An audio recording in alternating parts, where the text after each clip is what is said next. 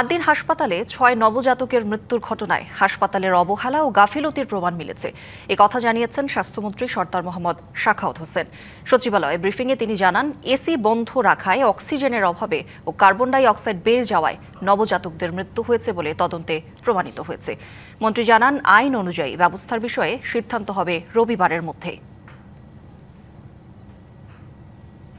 দায়িত্বরত সেবিকাদের দায়িত্বে চরম অবহেলা, হাসপাতালের সক্রিয় ইমার্জেন্সি মেডিকেল রেসপন্স ছিল না, অভিভাবকদের আহ্বানে সাড়া না দিয়ে সংশ্লিষ্ট নার্স কোন চিকিৎসককে বিষয়টি অবহিত না করে কালক্ষেপণ করতে থাকে, এমনকি নবজাতকদের মৃত্যু রোধে প্রয়োজনীয় উপযুক্ত যথাযথ চিকিৎসার ব্যবস্থাও করা হয়নি।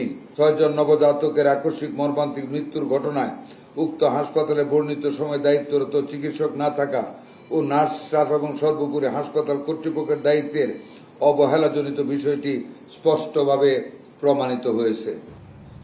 নগদ নিয়ে এলো হার না মানা হার অফার। সর্বনিম্ন ১০,০০০ টাকা রেমিটেন্স নগদে পাঠালে থাকছে স্বর্ণের হার জেতার সুযোগ।